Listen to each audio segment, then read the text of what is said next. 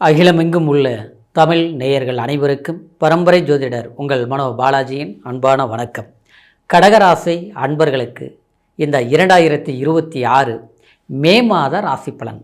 இந்த மாதத்தில் நவகிரகங்களின் பெயர்ச்சிகளால் கடகராசியில் பிறந்த உங்களுக்கு குடும்பம், தொழில், அதே நேரத்தில் பண வரவு சம்பந்தப்பட்ட சில விஷயங்கள் எந்த அளவுக்கு ஒரு சக்ஸஸ்ஃபுல் மாதமாக இது இருக்க போகுது அப்படிங்கிறத பற்றி இந்த பதிவில் இப்போ நம்ம தெளிவாக பார்க்க போகிறோங்க.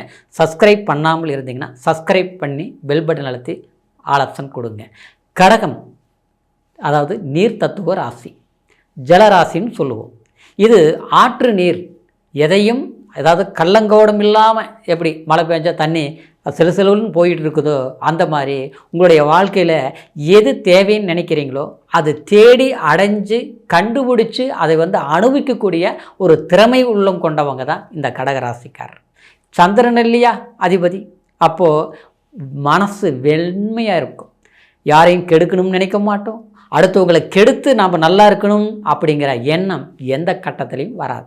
அதே மாதிரி பார்த்திங்கன்னா இந்த கடகராசிக்காரருக்கு பொறுத்த வரைக்கும் உங்களால் பல பேருக்கு நன்மைகள் நடந்திருக்கும், ஆனால் அடுத்தவங்களால் ஒரு பைசா கூட பிரயோஜனம் நடக்காது. கஷ்டம்னு ஒருத்தருக்கு வந்ததுன்னா பார்த்துட்டு இருக்க மாட்டீங்க, ஓடி போய் என்ன செய்யணுமோ உங்கள்கிட்ட இருக்கிறத நீங்கள் அள்ளி கொடுப்பீங்க. ஆனால் உங்களுக்கு கஷ்டங்கிற போது கண்டிப்பாக அவ்வளோ சாதாரணமாக யாராலையும் ஒரு சிறு நன்மைகள் கூட நடக்கிறதில்ல. இயல்பாகவே உங்களுடைய ஜாதகத்துக்கு அப்படி தான் ஒரு பலன்கள். ஆனால் இருந்தாலும் சமீப காலகட்டங்களில் இந்த கடகராசிக்காரர் எவ்வளவு தான் நல்லவங்களாக இருந்தாலும் ஆனால் எவ்வளவுக்கு எவ்வளவு பாதிக்கப்படக்கூடாதோ அவ்வளவு கஷ்டங்களை அனுபவிச்சதும் யாருன்னு கேட்டோம்னா இந்த கடகராசிக்காரர் தான். குறிப்பாக சொல்ல போனோம்னா நீங்கள் வாழ்க்கை திருமண ரீதியிலையும் பாதிக்கப்பட்டிருப்பீங்க, திருமணம் சம்மந்தப்பட்டவங்களாக இருந்தால். அதே நேரத்தில் திருமணமாகி சமீப காலங்களாக ஒரு நமக்கு 40-50 வயசு இருக்குதுன்னா கண்டிப்பாக குடும்ப வாழ்க்கை சம்மந்தப்பட்ட தேவையில்லாத பிரச்சனைகள், ஒன்று கணவன் மனைவிக்குள்ள சில பிரச்சனைகள் இல்லையா, அதாவது குழந்தைங்களால் சில பிரச்சனைகள், இது ரெண்டுமே நல்லா இருக்குதுன்னா வேலையில் கண்டிப்பாக சில நெருக்கடிகளை சந்தித்து எவ்வளோ, ஏன்னா ஒரு பெரிய ஒரு அங்கீகாரத்தில் இருக்கக்கூடியவங்க கடகராசிக்காரர் பார்த்தோம்னா ஒரு ஜலராசின்னு சொல்கிறது எதுக்காகனா, அதாவது எல்லாமே ஒரு செம்மையாக்கக்கூடிய ஒரு ராசி, புனிதமாக்கக்கூடிய ஒரு ராசி, அதாவது அடுத்தவங்களுக்கு முன்னால் ஓஹோங்கிற அளவுக்கு வாழக்கூடிய ராசி.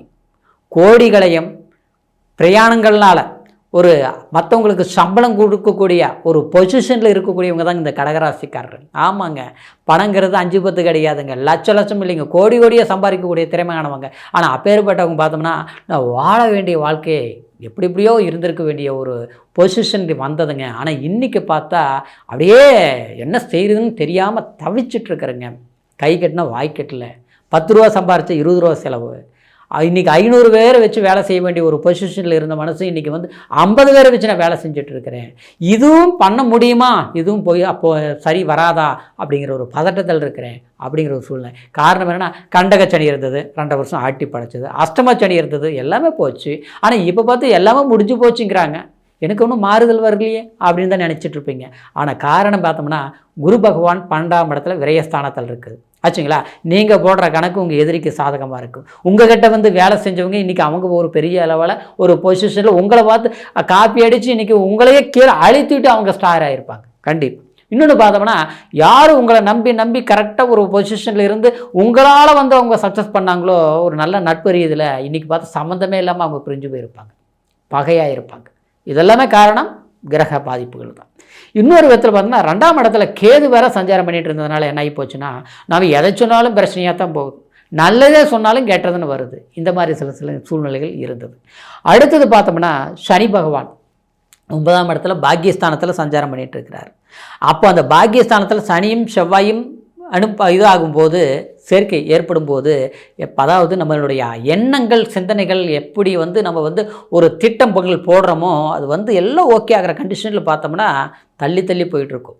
ஆனால் அந்த மாற்றம் இந்த மாதத்தில் பார்த்தோம்னா கண்டிப்பாக 10ஆம் இடத்துக்கு ஆட்சி பலத்துக்கு வரப்போகிறார் செவ்வாய் பகவான். எப்போ 11ஆம் தேதி மே மாதம். அப்போது உங்களுக்கு ஒரு உற்சாகம் கண்டிப்பாக, அதாவது கட்டுமானம் சம்மந்தப்பட்ட தொழில் பண்ணுறவங்களும் சரி, மருத்துவ சார்ந்த தொழில் சம்மந்தப்பட்டவங்களும் சரி, அதே மாதிரி அதாவது பில்டிங் கன்ஸ்ட்ரக்ஷன் சம்மந்தப்பட்ட ரீதியில் தொழில் பண்ணக்கூடியவங்களுக்கும் சரி, கண்டிப்பாக ஒரு பெரும் எதிர்பார்ப்பை பூர்த்தி செய்யக்கூடிய வாய்ப்பு உண்டாக்கும். எந்த அளவுக்கு ஒரு பலவீனம் அடைஞ்சமோ அதை பலவீனம் ஆக்கிருவீங்க. மாற்றமே கிடையாது. 11ஆம் தேதியிலிருந்து தொழில் ரீதியில் நிச்சயமாக நீங்கள் ஜெயிக்க போகிறீங்க, சந்தேகமே பட வேண்டாங்க. சரிங்களா? அடுத்து பார்த்தோம்னா, அதாவது புதன், இந்த புதன் பகவானை பார்த்தோம்னா 14ஆம் தேதி அதாவது லாபஸ்தானத்துக்கு வந்துடுவாருங்க. அதாவது 3ஆம் அதிபதி, அதாவது உங்களுக்கு 12ஆம் அதிபதி. அந்த ஸ்தானத்தில் யார் இருக்கிறாங்க? அதாவது சுக்கிரன் ஆட்சி பலத்தோடு இருக்க போகிறாங்க. அப்போது ஆட்சி பலத்தோடு இருக்கக்கூடிய சுக்கிரன் உங்களுடைய ராசிக்கு லாபஸ்தானத்தில், அப்போது கண்டிப்பாக லாபங்கிறத கண்ணில் பார்த்துருவீங்க. ஆச்சுங்களா? சிலர் ஒரு வேலை இல்லாமல் இருக்கிறோம், கண்டிப்பாக கடவுளை நமக்கு அருமையான வேலை கிடைச்சிது. இந்த இடத்துக்கு கம்பெனி தான் நமக்கு கிடைக்கணும், ஒரு அரசாங்க வேலை நமக்கு கிடைக்கணும்னு பல முறை எக்ஸாம் எழுதணும், பாஸ் ஆக முடியல. கூட வந்தவங்க டல் ஸ்டூடெண்ட், அவங்க பாஸ் ஆகிட்டாங்க, அவங்களுக்கு அந்த வாய்ப்பு கிடைச்சது. நம்ம கஷ்டப்பட்டு பணத்தையே கட்டினா கூட நமக்கு வாய்ப்புகள் வர மாட்டேங்குது. என்ன கொடுமைன்னே தெரிய மாட்டேங்குது. நாம் ஒரு ஐடியா சொல்லி இப்படி பண்ணு, இப்படி எக்ஸாம் எழுதி, இப்படி படி, அப்படி படி, அதெல்லாம் சொல்கிறேன், அவங்களுக்கு ஓகே ஆகுது. ஆனால் ஐடியா சொன்னால் நமக்கு ஃபெயிலர் ஆகுது. இதெல்லாம் என்னன்னே தெரிய மாட்டேங்குது. இப்படிங்கிற ஒரு சூழ்நிலையில் இருந்து கண்டிப்பாக அரசாங்க சார்ந்த வேலை சார்ந்த, அதே மாதிரி ஒரு தூர பிரயாணங்களோ அல்லது வெளிநாடு சம்மந்தப்பட்ட இது ஒரு பயணங்கள்னாலேயோ நன்மைகள் நடக்கக்கூடிய ஒரு சந்தர்ப்பங்கள் கண்டிப்பாக உங்களுக்கு உருவாகக்கூடிய வாய்ப்புகள் இருக்குது. இந்த மேசத்தில் பார்த்தோம்னா, அதாவது உங்களுடைய ராசிக்கு 10ஆம் பாவகத்தில் பார்த்துட்டோம்னா சூரியன் உச்ச நிலையில் இருப்பாருங்க. ஏன்னா 2ஆம் அதிபதி சூரியன் யாருங்க? 2ஆம் அதிபதி. அப்போ இந்த 2ஆம் அதிபதி நம்மளுடைய ராசிக்கு 10ஆம் இடங்கிறது தொழில் ஸ்தானம். அப்போ அந்த இடத்துல உச்ச பலத்தோடு இருக்கக்கூடிய சூரியன் என்ன பண்ணுவார் தெரியுங்களா? கண்டிப்பாக நமக்கு தொழிலில் ஒரு அங்கீகாரத்தை ஏற்படுத்துவார். ஆச்சுங்களா? ஒரு கம்பெனியில், ஒரு உதாரணத்தை சொல்கிறோம், ஒரு கம்பெனியில் ஒரு வேலை செஞ்சிட்ருக்குறோம். அங்கே பார்த்தோம்னா தேவையில்லாத சில பிரச்சனைகள் உருவாகுது. நாம் இருக்கக்கூடிய ஒரு பொசிஷனில் இன்றைக்கி மற்றவங்க வந்து உட்கார்றாங்க. நேற்று வந்தவங்களுக்கு ஒரு மதிப்பு கிடைக்குது, ஒரு மரியாதை கிடைக்குது, அங்கீகாரம் கிடைக்குது, தனக்கு இல்லை.